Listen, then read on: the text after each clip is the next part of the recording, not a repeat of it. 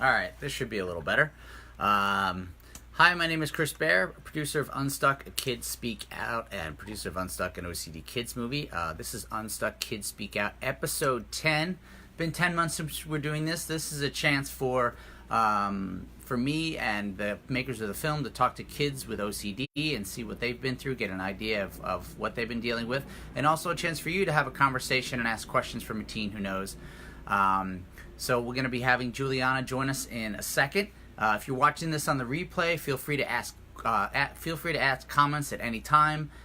This is an active forum, so anytime you could be watching this, we're happy to answer questions or comments, things like that.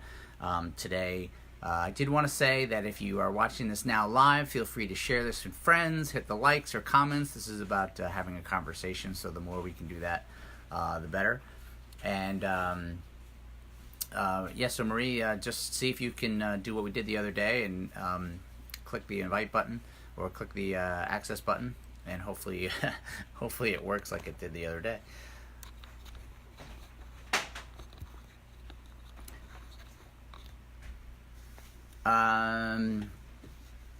Okay, so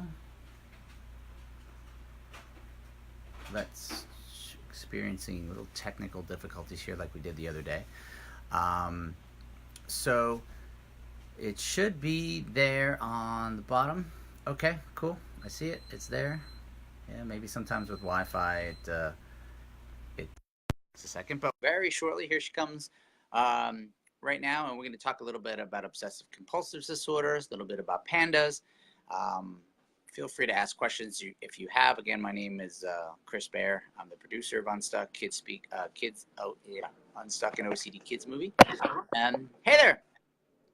Hi. Can you turn your camera vertical? Yes.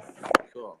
Yeah, it'll be a lot easier. For some reason, we have to do it this way, even though I'd prefer to do it horizontal. How are you? Practice with the phone the other way, so I'll see. Hopefully it will stay. Okay, I think I might stay. All right. We're all good. How are you doing? Yes. Good, how are you? I'm good, thank you. Just one quick favor. Could you move your chair a little closer to the camera? Yes. Or move the camera a little closer to you? Awesome. Thank you so much. So thank you so much for joining me. I would love you to start with just explain a little bit about how OCD came into your life or what you remember, and just like tell a little bit of how it affected you and worked in your life. OCD started very slowly. We didn't know what it was. It started in like the 6th grade. So my anxiety started in the 2nd grade, and then it slowly formed into OCD when I would have to touch things a certain amount of times or do things like that. And was it mostly in school that affected you, or was it like things at home or all over the place? At school, I tried to hide it. I didn't want people to know, so I kind of tried to contain myself as much as I could. And then so you said 2nd grade was kind of, you started to maybe notice it yourself. When were your kind of parents and family made aware of it? Or, it started to really affect your life and get in the way of a lot of things that you were doing? So when I lived in Tennessee, we went to a botanical garden for the day. And as soon as we got there, we were going into the front doors, and I saw a bee, and I completely freaked out. I hid behind my mom. I was screaming. I didn't know what to do. I was petrified. That was when we knew that something was wrong. They just couldn't control you, and you had no idea why you were you having this panic or this anxiety. Yeah. And so what was the kind of like the first step? Did mom and dad take you to like your doctor, or did you research online, or do you have any recollection of that? I mostly remember I was only with my mom. My dad was at work, and I just remember her calling someone in the car saying like, I think she called my dad, and she said like, we need help or something. and she was like really confused, and I was confused because I didn't know what was going on, and I felt like the bee was still on me, so it was kind of just a whole big situation that I don't remember Yep. completely. But you do remember kind of the moment, the bee, seeing a bee and like, Yeah, I being really remember. petrified and scared of it.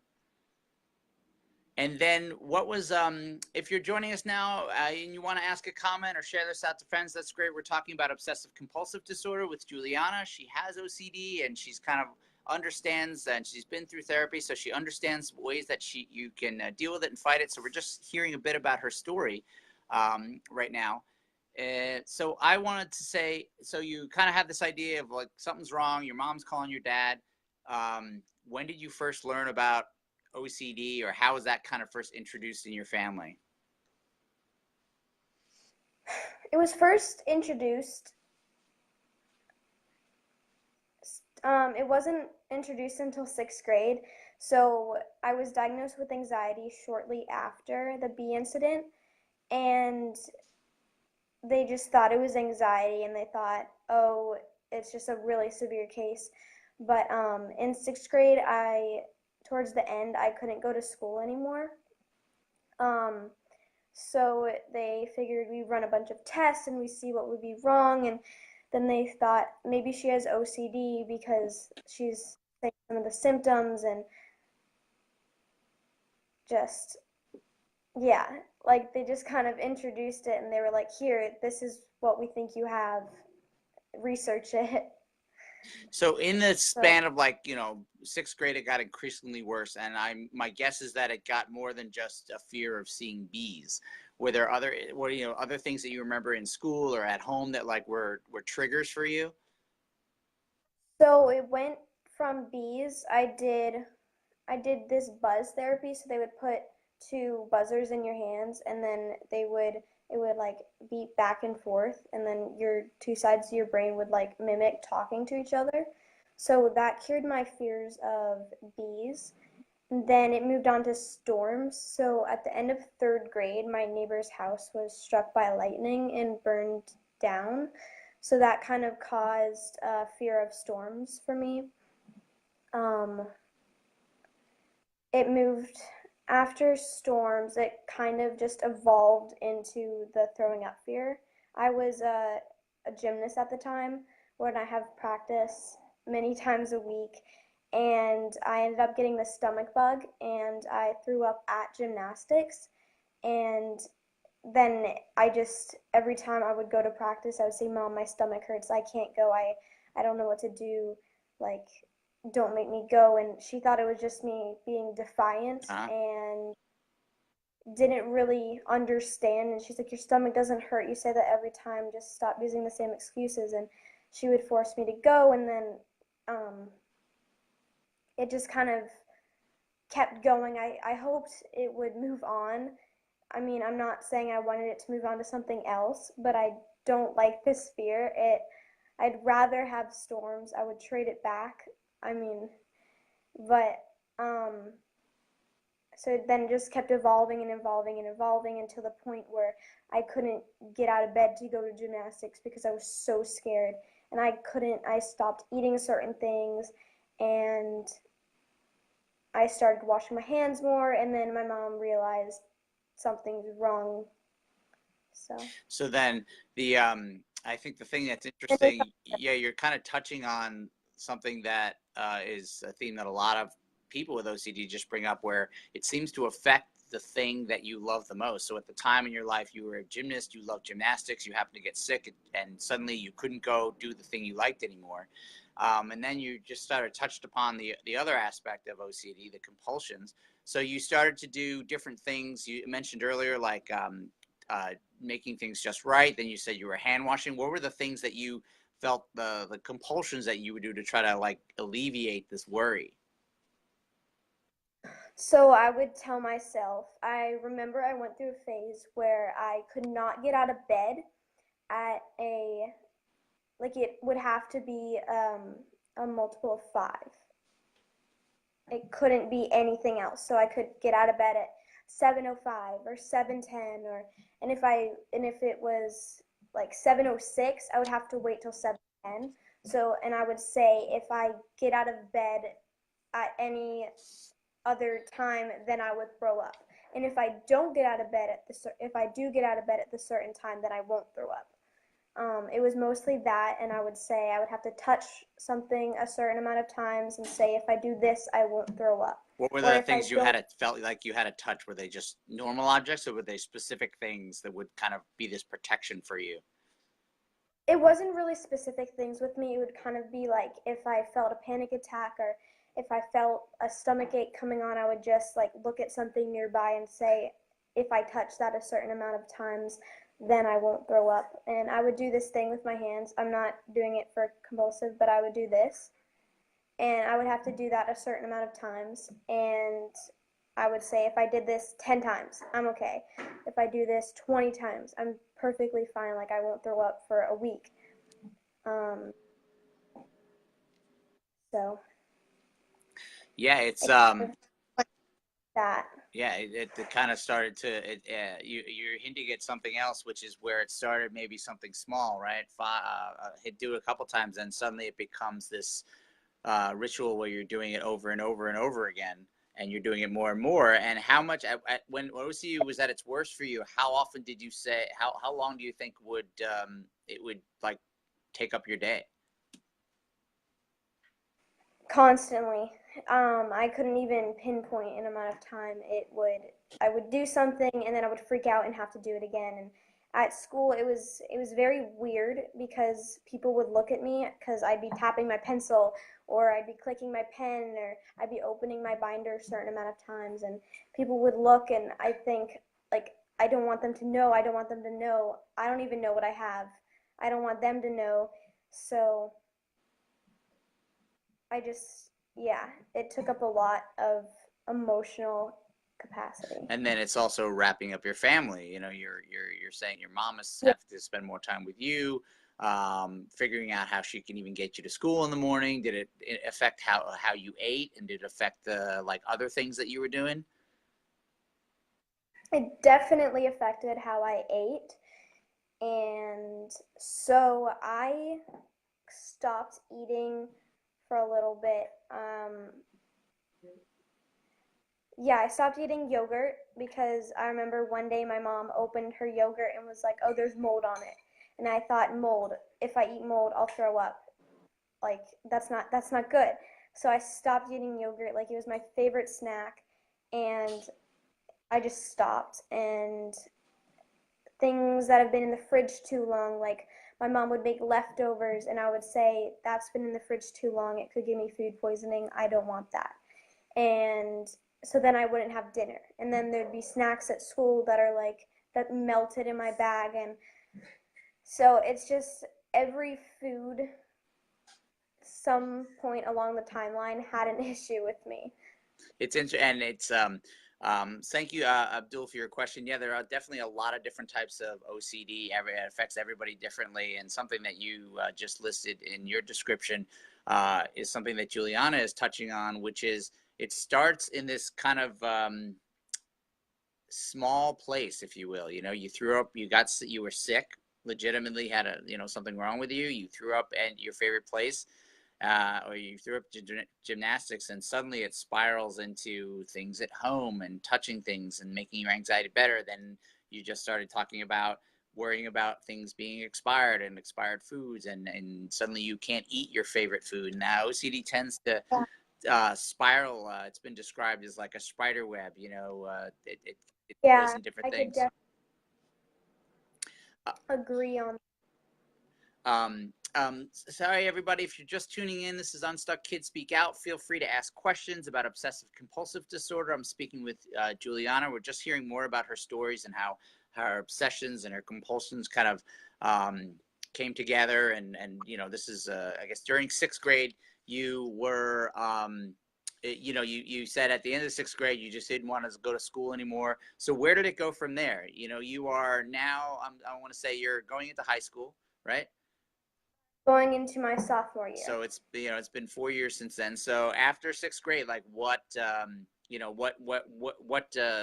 were you going to see an OCD therapist at the time, or kind of what was the I next steps? was Yeah, I was seeing a therapist. I forgot what it's exactly for. I've seen so many. I think I was seeing up to like three at one point, and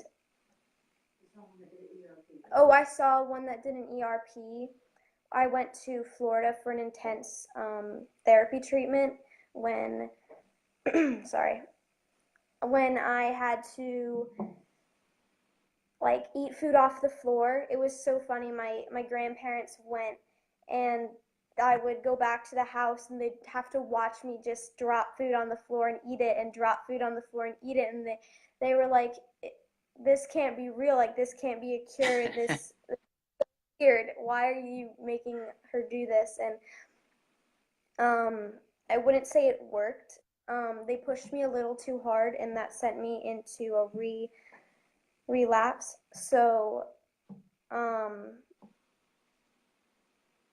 it was I wouldn't do that again. If I could go back, I would not go to the Florida treatment place. I would continue the path I was on, just because it pushed me back further and it scared the heck out of me, frankly. Well, yeah, I mean, you were forced to kind of face your extreme fears and push your anxiety, which is kind of what exposure and response prevention therapy, that's the goal, to slowly build up to doing the thing that you fear, maybe eating expired food or eating off the floor. So what, after you got back from the place in Florida, did you go back to a different therapist? Did you find different treatment, or? At that point, when we got back, we took a break for a while. We were like, okay, we pushed you too far. We just need a break for a little bit. I forgot what, I believe I went to Florida between the years of 6th and 7th grade. So school started. I think I was seeing a therapist at the time that I would just go and talk about my anxiety with. And she would try to give me coping mechanisms. And so beginning of 7th grade started, and I was able to go, and I was able to learn. It was much more difficult than I'd ever thought it would be. Like in the past, I was A student, a B student, and I was like top of my class in math. And I got to 7th grade and I got in math and I just couldn't do it. I couldn't focus. I couldn't, like I had to write digits multiple times. I could not do it. And I kept thinking after I finished a problem and saying, no, this is wrong. This is wrong. This is not the answer. And I would have to redo it, and then I fell behind. And so I ended up getting switched to a lower class, which was kind of like a kick in the butt to me, because I always wanted to be, I don't know, the smartest. I know that doesn't affect anything, but and then towards the middle of 7th grade, it started getting worse, and I had to leave school, and I couldn't read, I couldn't function, I couldn't do anything. Was there, would you think, looking back now, do you think this, the performance at school, do you think it was related in any way to your contamination fears, or a new fear you had, or something like that? There was definitely a contamination fear. Students at my school would get sick all the time, and people would say like, oh, my stomach hurts. And then I would like avoid them for the rest of the day. And next time I went to talk to them, I would say, does your stomach still hurt? Or like, did you throw up? Or are you contagious? And they'll look at me funny and say, no. It was like you were checking to make sure that they were okay. Yeah, well, I necessarily wasn't, but my OCD was. Good point. And I would go to the nurse frequently for stomach aches. I kept calling my mom to pick me up because someone had thrown up in a class next door, and I would wash my hands constantly. I wouldn't use other people's school supplies, and it was just a whole big thing that we couldn't handle, and I couldn't handle as a person. Well, So I you were needed help, you were and like 10, 11 years old, 12 years old. That was really hard. How did the school, was your school aware? Did your parents talk to your school? Like how, what yeah. was the administration and teachers? How did they try to help or hurt or? Um, so I already had a 504 for my ADHD, and so we continued on that path, and then once I was diagnosed with, um, then I had Lyme disease. I was diagnosed with Lyme disease, and I was diagnosed with anxiety and OCD, all kind of around the same time. And so we went to my principal, and we were like, "Hey, this is what's happening. This is all new to us. Can you try to support her in any way you can? If she has to go to the bathroom, that means she wants to take a break. It doesn't necessarily mean she needs to use the bathroom. She just needs a break away from the class." So we came up with that agreement, and oh, sorry. Well, you're bringing up And something that's interesting because right now a lot of the country is starting to go back to school, and I'm starting to see a lot of articles and parents posting about how difficult school is and anxiety rises, especially with the start of the new year in general. Kids are anxious, but kids with OCD, it tend to be harder. So you're talking about something that I think is really important. Meeting with your school, meeting with teachers, explaining what it is to the best of your ability so that um, the yeah, teachers are able to help. definitely go to your teachers, because if they don't know, then it's honestly, I remember I always thought when my mom was like, "I'm gonna go to your counselor, I'm gonna go to like my school counselor, and they're gonna tell our teachers this is what's going on," and I thought, "No, they're gonna judge me. I don't want them to know, blah blah blah blah." And then she already had told them, so I walked into class, and they pulled me out, and they were like, "Are you okay? We're here. Like, if you need anything, let us know." And at that point, I felt really comfortable, more comfortable than I would have if they didn't know. So So it made they were life a little bit easier in school. That's definitely, fantastic. definitely. Hi, Stacy. How are you? Thanks for joining. Guys, if anybody has a question for us, feel free. We're talking about obsessive compulsive disorder. Julianna, we're just talking about a really important subject going on right now, I think, in a lot of people's lives in OCD, which is school and how to handle it in school. When you said that you worked out with your teachers that, like, if you had to go to the bathroom, sometimes that was a break. Did they also understand, okay, if she's gone for too long, this is how we have to, like, if you're in the bathroom washing your hands too much, or if you happen to have too high anxiety, did you go to a specific place when you left the class, like, or was it Um, just a step outside? so usually I would actually go to the bathroom and just kind of chill there for a little bit. If my anxiety continued to push at me, and I couldn't do anything else, then I would go to the counselor, and the counselor would call my teacher and tell her that I was there. So I wasn't normally gone for more than 5 minutes. That's all I really needed. Um, they offered me, oh, I had a counselor pass, so anytime I showed them the pass, I could just go straight to the counselor. Like, no asking. They wouldn't ask, like, That's great. why. So I could just go and talk, or just sit in the office and just calm down. And now, just touched a bit on school. How about at home, where your parents actively trying to help you avoid? Were they trying to accommodate, making everything perfect for you, or like how did kind of your OCD affect how your family reacted? So my dad is in the military, so he was gone most of the time. He didn't really understand as much as my mom did.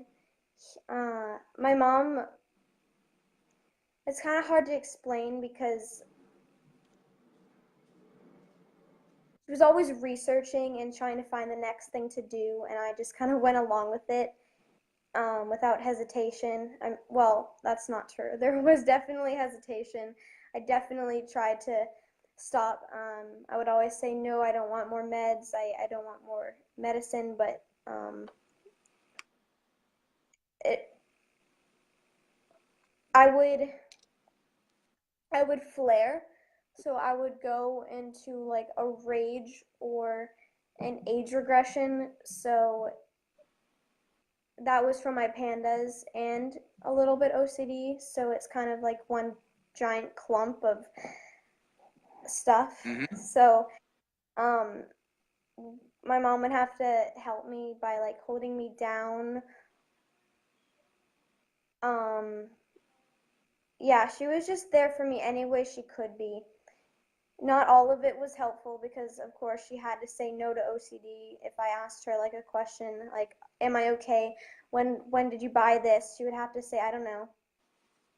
And so, yeah. Did she ever take a Sharpie and X out the expiration dates or things like that, or put a lock on the fridge so you couldn't look at things?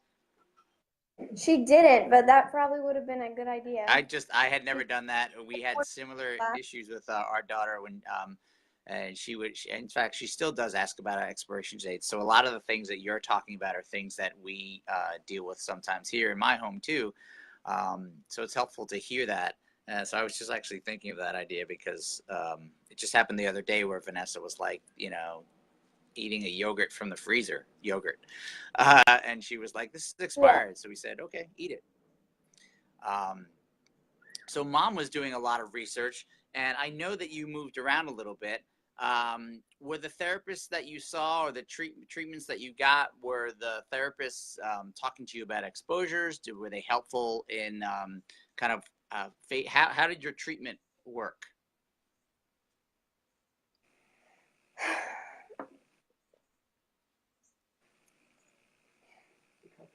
Yeah, it was it was mostly coping. So I would give them an anxiety. I'd say, when my stomach hurts, I freak out. And then they would say, okay, so when that happens, you take deep breaths or you do a meditation, or just distract yourself. It wasn't ERP because I had the Florida experience, um, but it was mostly coping and just trying to hide it. It wasn't trying to cure it; it was trying to hide it. That's what I thought about. So it was trying to figure out ways that you could not do the compulsions or to take your mind off of it. Was it like sometimes people describe as sitting with the anxiety? Kind of, yeah. It wasn't. They didn't give me. I remember. I forgot her name, but she told me that whenever I had anxiety, to try to breathe through my eyelids. So you just focus really, really hard, and like she's like, it's impossible, but you can do it if you try. Um, so you just focus on trying to breathe out through your eyelids, and it's super weird, but it works. I had a panic attack a few days ago, and I was just like trying really hard, and it worked. So that's one. It gave you something to think differently about, something that was hard, something that you were like trying to do. At the same time, you're curious if you could really do it. It's good that it helped you. It helped you out. Thanks for the comment, Abdul. Yeah, I mean, Thank you. recovery is a long process, as you hear from Juliana. It's been a couple of years for her.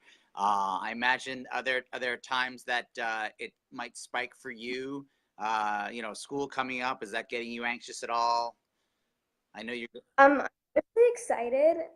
Um, I'm a little nervous. I wouldn't say anxious, just like a little first day of school jitters. Um, yeah, I'm mostly really excited about it. Cool. Um, so I know I want to switch slightly different topic because I was able to meet you at last month in Washington D.C. at the OCD conference. What were your impressions about the conference? Are there certain tell me what you thought because this was your first one, right? Yeah, it was. it was really, really cool. I That was my first time really getting to know other kids like me or like what I have, and it was just eye-opening because I thought I was the only one and I thought I was all alone. But there's so many people. Like, I still keep in contact every single day with people. We have a group chat with like everyone from the conference that was in one of the classes. I forgot which one it was, but we're all in it, and we talk about OCD and just regular things day to day. Um, I learned a lot. I can't even, I learned so much. I can't even just put a topic out right now because I have so much. And it can Um, be almost like overloading of information. yeah, Were you yeah. going with were you guys going together, you and your mom, to different things? Were you separating? Like, because we always find that, like, sometimes my daughters will go to their own thing and we'll just go to a different talk, and so you kind of divide Um, and conquer, or going what interests you, which is kind of nice about the conference. Is always so many different topics you can go see at any given hour. mhm. We went to one of the same classes. I think that was the introduction class, and then she went on to her own, and I went on to my own. So divide and conquer, and we came back and said, "Here's what I learned, and here's what I learned." Um, and we met someone from who's going to be a senior at my school, and they live really close by with pandas and OCD and ADHD. So that's what I have, and they keep in contact, and she's giving her like the best therapists and all of that. So So you were able to not only get a bigger, broader community of kids, but also someone directly in your area, since you just moved in to the area, saying, yeah. like, here's some people to talk to, which is fantastic. If you're just tuning in, we're talking with Julianna about obsessive compulsive disorder, some things that went on in her life. So if you have any questions, we're just touching back base because we got to meet at the OCD conference a few weeks ago. Love to hear everybody's thoughts on how that was, or if you've been to one in the past. We went to a one session where they divided the room between parents and kids, and it was like 20 minutes of the kids and talking and the parents talking, and then they smashed us all together, and it was a very interesting and cathartic discussion, because it was a lot of the parents saying, how can we help you, and it was a lot of the kids saying, sometimes you can help us by not helping us. So that was really interesting. Where anyone in particular that you could point out that like somebody that you would say, oh, I love that person's talk, or like a name of somebody who gave a talk, or a panelist or something like that? Honestly, I learned so many names that day that I cannot pinpoint a name, but I do remember we did this really cool activity, and it was called the spider web. So, um, the I guess the leader of the group held a string, and she tied it twice around her wrist, and she said a trigger word.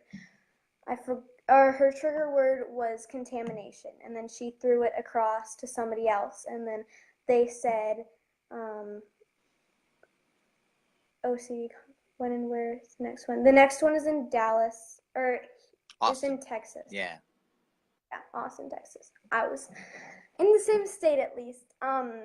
So and then they threw it across, and then they wrapped it around their wrist, and then it became this giant web, and we were all triggered because somebody said our trigger word somewhere, and we didn't know what to do because we were all kind of like, you could see people doing their tapping of the fingers and everything, and then she just like stopped. She just told us, she's like, stop, and we were like, whoa, wait, what? And she's like, you're stuck. And then we looked down, and like all of our arms, we were like trying to move away, but we couldn't.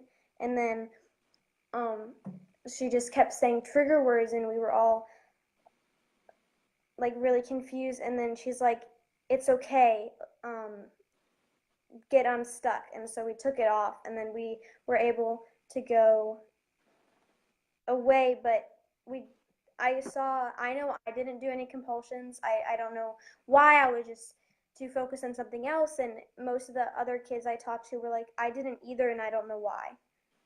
So gave you something great to think about. Yeah, Uh, that was what stuck out to me. that's great. I just want to take a moment to ask, to answer Blanca. So the U.S. OCD conference is generally in July. There's one a year run by the International OCD Foundation, and the next one will be, I believe, at the end of July 2019 in Austin, Texas. They move them around different parts of the country every year. Like this year was the East Coast, then it'll be Midwest, and then I guess in 2020 it'll be on the West Coast. And Abdul, there actually are two conferences in the UK, two great organizations. We were actually, our film was at the OCD Action Conference in March.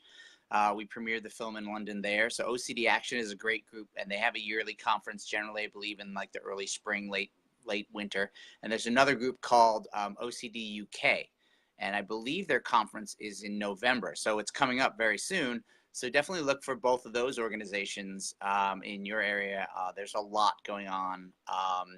And when we were over in England, there was so many great people we can meet. There's actually a show called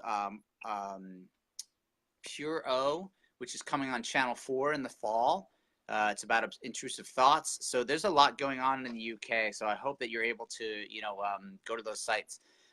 And Diane, I don't know about conferences in Canada. I'm sure there are. Yeah, probably. there are two organizations I know about. There's a Alberta OCD Foundation here on Facebook. We were able to meet and talk with one of the women at the conference last month. There's another group in, I think there's a group in Halifax. So there's certain organizations in, I think some of the information is getting out there in Canada. I don't know if there's a national conference yet, but I guess the North America one would be the IOCD conference. But there are certainly, I think one of the good things for just about Facebook and Google to begin with is you can search out different groups and find organizations. And one of the things we try to do, I'll put this link after we're done here. We have a resources page on our website to help you link to parent groups and like smaller groups that you might be able to get help, especially for parents and kids early on. So the conference was great for you. Hopefully that gave you a boost, and I think it's really awesome that you touched on, you felt you were the only kid, and suddenly you realized not only there's other kids, because there's so many kids at the conference, but that you have a kid that's going to go to your school in your area. Yeah, I went to the fair last night and I met a bunch of Wakefield kids and I actually saw him. His name is Felix, and I saw him. We didn't have a very long conversation. We just said hi because we were both with our different groups, and my friends, we were waiting on a ride, and so but I got to see him, and I checked in later. I texted him later and I checked up. But did you happen to ask him like how your new school handles it? Like how was he able to, like, people he suggests you talk to? I have not yet. Yeah, they're for parents, kids, and teens. They have like different tracks for each.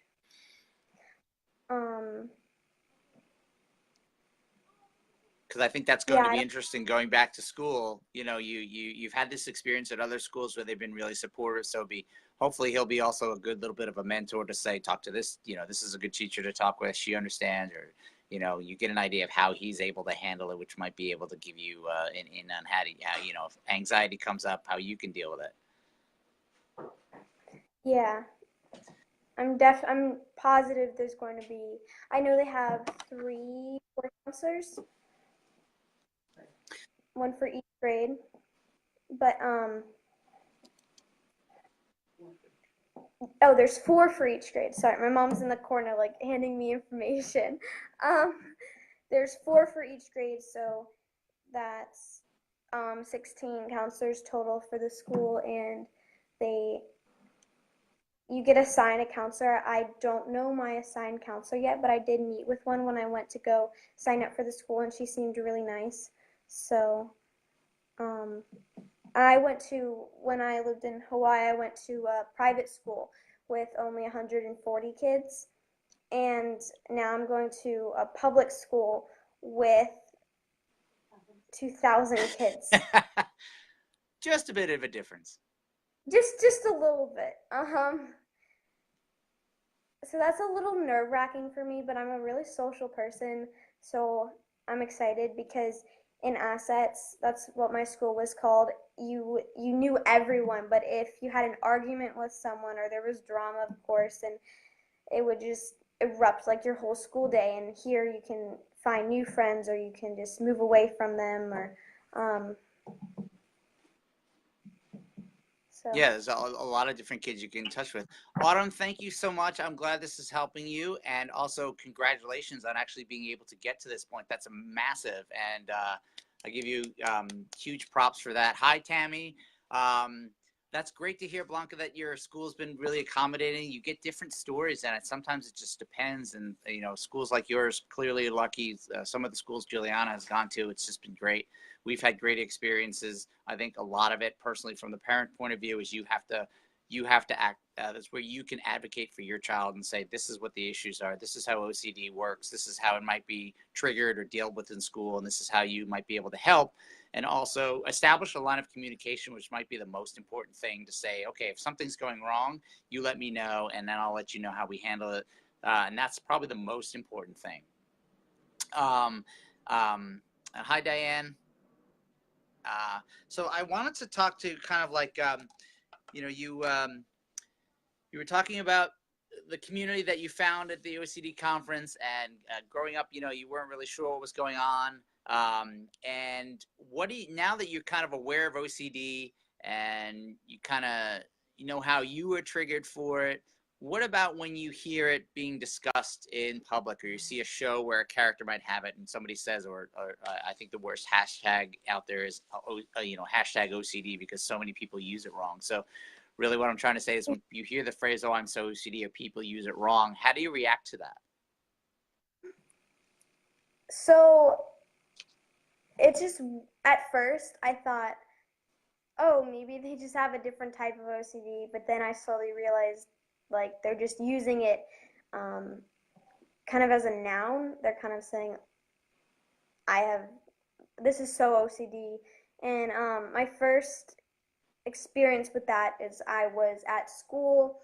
I was in the 7th grade, and one girl was straightening her pencils, and like color coding them, and I was like, why are you doing that? And she's like, oh, because it looks pretty, and I have OCD.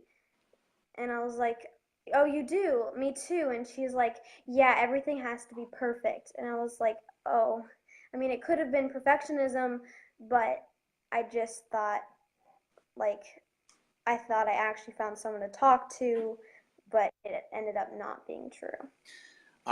Yeah, it's sometimes there's we sometimes, I say, sometimes it's a good chance to educate somebody and say, oh, like you doing, hey, what are your issues? How do you deal with it? If you start to um, investigate and go, and you suddenly realize they have no idea what you're talking about. So, okay, they just heard this and they think it's about being neat or clean. Or and there's been cases in my daughter's school where she's actually found a couple kids that do have OCD and were in therapy for it, so it's allowed to establish a camaraderie immediately, like you found with this boy Felix, which is fantastic. And what about how are you dealing with it as a family now? If you have an issue or worry, how do you face it? Do you talk to your parents about it? Like, how do you kind of manage your OCD now? Um, so this week has been really hard for me.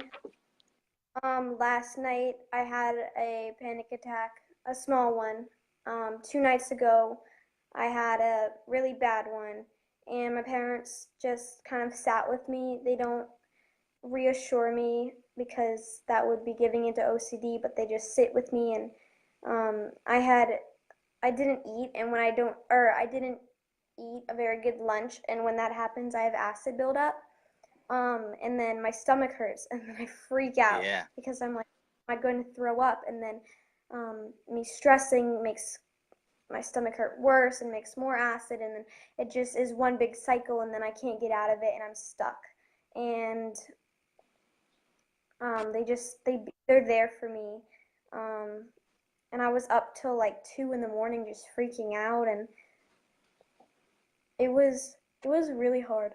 Well, But I want to commend you for coming on here and sharing that, because it's I think one thing that people need to understand is that OCD isn't just something that you go to therapy for and you're fine with. You have to learn to deal with it, and as you just illustrated, your parents have learned how to handle it too, and so you're dealing with it whenever issues come up.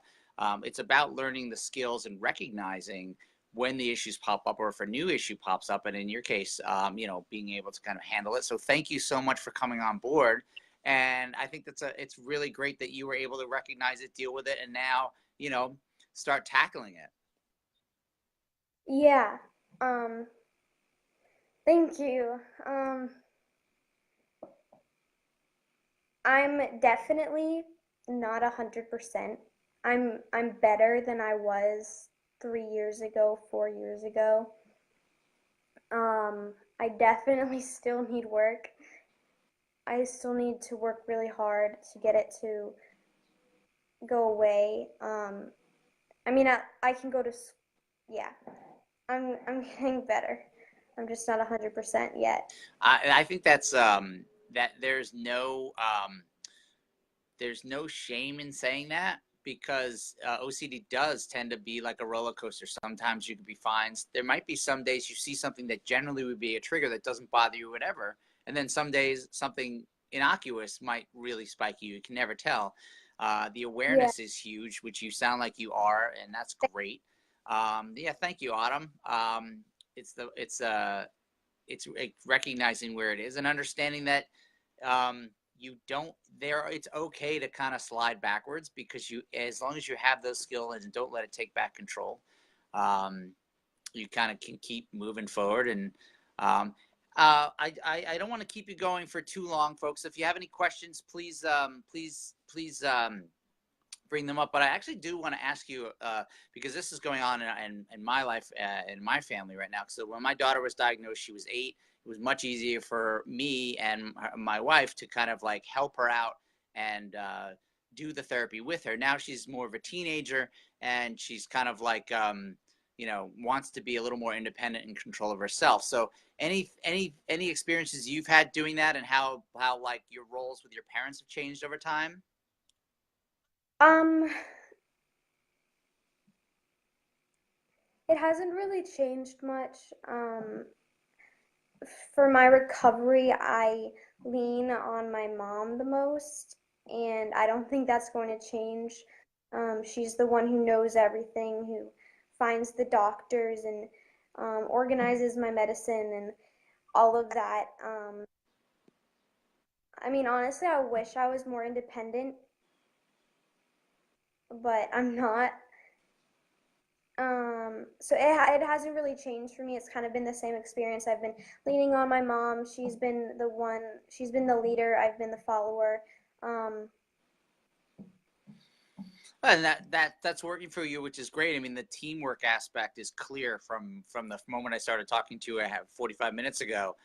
It's clear that you and your family have been tight with this, especially your mom, which is great. I certainly, you're echoing something that we believe, and we found that fighting OCD as a family is a way to beat OCD.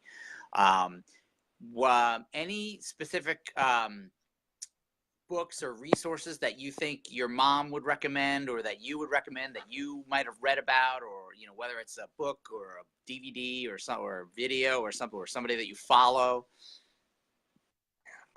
so there's this app that I have on my phone. It's called Pacifica.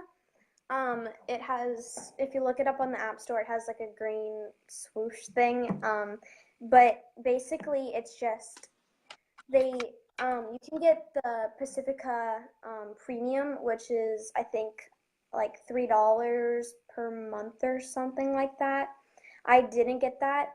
Um, so you can log in your, for one example, you can log in your like your emotion for that day. So it asks you how are you feeling, and you say good or very good, good, okay, not good, awful. Um, and then it it tells you, and then it goes to the next slide and it says what are your emotions, and then it has like all these emotions that you can click on as many as you want. I've clicked up to like 43 at one point, and I was like, oh my gosh, I'm thinking so much right now. um and then another one is they have meditations, so it says, are you feeling anxious, are you feeling angry, are you feeling like what are you feeling right now, and then you type it in and it says, okay, here's what you can do, and then it gives you a breathing meditation or a calming meditation or just anything like that. Have you found meditation, mindfulness, that type of thing to be helpful? It kind of relates to something you mentioned earlier, which is when the therapist was telling you to breathe through your eyelids. You're kind of getting yourself in a meditative state. Have you found that's helpful in your anxiety? Yes, I have actually. Last night when I was having a rough night, I listened to one on YouTube. I just typed in panic attack meditation, and it had 30 minutes of a guided meditation and then 30 minutes of just music, and I fell asleep next to that. Uh, yeah, it definitely has been helping. I'm not really good at mindfulness because I cannot focus on anything, and I always think like one step ahead, and I tried really hard to stay in the moment, but it's really hard because I'm like, wait, what if in 5 minutes I throw up? Or what if I eat something tomorrow, and then or what if I go to like it's really hard to stay in the moment for me. Right. But I used to have a book called Mindful Monkey, Happy Panda, and it was basically of a monkey who was like always in the moment, and then a panda who what? Oh, the panda was always in the moment, and the monkey was just like thinking really far ahead, and then it realized, wait, I should be mindful and stuff like that. So my mom used to read that to me. That was helpful. It's interesting that you're describing the kind of what if. I think that's a good description of OCD and this idea of like what if. It's the constant what happens if this might happen, or the what if you said you were thinking ahead. Um, that's a like you'll read a doctor's description of OCD, or how they might kind of socialize that to other people, and that's if an OCD mind believes that the 0.00001% chance that it might happen is as has as much chance as the 99.99999% chance, and so you have to kind of understand and how to get live with that discomfort. Yes, thanks, Jamie. Actually, after this, what I would love, Juliana and Marie, also, if you could just like throw the link to that book and the title to that book, that would be fantastic. It sounds like it's a good book for kids. My mom, I think she's going to go get it. Cool. Yeah, just even just the title would help, and then we can I can actually link to that on the OCD Kids movie site. Yeah, and I put the link to the app, and it's called Pacifica again. But I'm mostly full of like coping mechanisms. So if you have any questions for like what to do, or I think 3 main ones. The one I already told you, which was just deep breathing and things like that. And then some other ones. So yeah, actually, it would be great to finish with, if you don't mind sharing the other two coping mechanisms. Having the kind of things that work can be very helpful, especially when you're dealing with a panic attack and severe anxiety. So what are the other kind of two things that you find helpful? So one is 5 things I see, 4 things I hear, 3 things I wait. Yeah, 5 things I see, 4 things I hear, 3 things I smell, 2 things I touch, and 1 thing I taste. So it's like all your senses, and then you think, okay, so if I'm having a panic attack right now, I see a picture, I see a water glass, and I see a few other things, and then I'll think, what else do I hear? I hear my dog, I hear the laundry, I hear you, I hear, and then you get your mind so focused on everything else, and then you go to what can I touch? I'm touching the ground, I'm touching the table, and I'm touching my leg. And then you think really hard about what you're touching, that you don't think about your panic attack. And sometimes it helps if you do that. So my mom would have me sit down in one place and then do it, and then like walk across the room and do it again and see if anything was different. So that one really helped. It was called 5 Things. I love that. I'm gonna steal that from you. Always when I do this, one of the kids will say something that I have to write down, and we will actually use it. So, but there's a small piece of these live streams that are me being selfish, going like, I need help and I'm getting information. So that's super helpful for me. Thank you. I love that idea. And I think it's like 5 things you see, 4 things you touch. No, 5 things you see, 4 things you hear, 3 things you touch, 2 things you smell, 1 thing you taste. Okay, so I did get it right. So there are 3 books that I have that were really good. Oh, I'll say the other mechanism and then I'll say the books. The other one was what my dad taught me. I forgot when it was, but I know it was in a I was in kind of a weird mood and I didn't really know what to do. But my dad told me, we were laying down. He laid down next to me, and he said, okay, here's what we're going to do. And then he told me what he does to fall asleep at night. So you lay down, you close your eyes, and you think really hard. You start at your toes, and you say, try to move your toes, but don't. So you try really, really hard to move your toes, but don't move them with everything you have. And then try to move your ankles, but don't move your ankles. Try to move your knees, but don't move your knees. And then you just go all the way up, and that really helps me be distracted, and that's one of my favorite ones. Do you feel that these 2 coping mechanisms kind of help you refocus, or just like get you enough to calm you down so you're able to think about, like how you're really feeling from an objective point of view? It depends on how severe my panic attack is at that point. Usually it helps to refocus me, and I think, okay, I'm in a panic attack, here's what I'm going to do now that I know. Sometimes it completely calms me down, and I'm perfectly okay to start my day or end my day and go to sleep normally. So.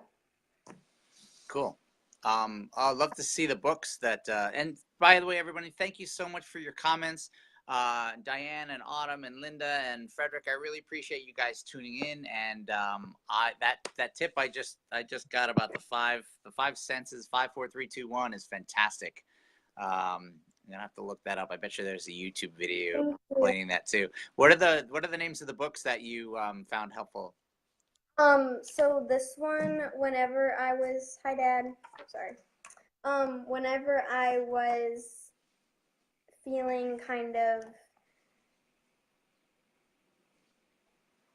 not courageous, so the book is called Courage, and it basically is, like it goes through and it says there are many kinds of courage, awesome kinds, and then it just says like, it just goes through and says courage is blank, and it really shows you that it's everywhere, and it's just a really good book for what I did. Thank you, Autumn. I hope you're wishing you the best too. This one is called Zen Shorts. It's about a panda and a little boy, and it's just like their adventure. So that's what it looks like. It's just basic mindfulness.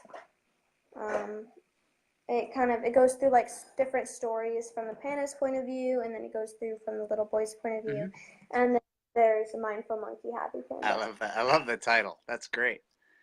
And it's by Lauren Alderfer. You said it's Mindful Monkey? Mindful Monkey, Happy Panda. Awesome. I'm gonna link to a few of those as well as the Pacifica app on our site later today. I just want to say thank you so much for joining me today. I learned a Yeah. lot. Thank you everybody else who was here. Is there any last words you want to parting wisdom, if you will? Just keep going. I almost gave up multiple times, and I'm so glad I didn't. So just keep going. You'll get better. It's all uphill. Well, almost always uphill. Sometimes it goes like that, but at the end, you're going to be okay. That's a great that's a great piece of advice and actually inspirational for everybody because there are tough times and you just have to figure out how to jump that hurdle and keep climbing that hill even though it's uphill. Thank you so much for joining us, Juliana, and I hope you have a great day. You too. Bye bye. Bye. So I think it was fantastic to end on that because I get an idea of one of the reasons I love doing this. When we made Unstuck, an OCD Kids movie, we just weren't able to interview as many kids as we had wanted. Juliana was one of the kids I initially had reached out to. She was moving at the time, so we couldn't work that out. But it's fantastic to come back 3 years later, talk to her, hear about her story, and also get inspired myself, and hopefully. You guys were too. If you're if you're seeing the replay, feel free to add comments. We do check in and we do get them so we can respond. And I'm going to go through now and add some links of some of the things that we talked about. Um, Last thing I will say about Unstuck, an OCD Kids movie, it is available to watch and stream on our website. So if you have an interest in seeing the film and seeing 6 kids and hear their story about how OCD affected their life, how it affected their family, and how exposure and response prevention therapy helped them kind of overcome their fears and fight their fears, it's ocdkidsmovie.com. And we do have streaming options, or if you want to tell your therapist about that, we do have options for the therapists to own the film. So thank you so much for joining us. I'm Chris, producer of Unstuck, an OCD Kids movie. We'll be back next month. I already have my guest booked, another person that we've known for years, and I met again at the OCD conference last month, our friend Shira. So I'm really looking forward to that. But thank you, Juliana, for joining us, and have a great day, everyone.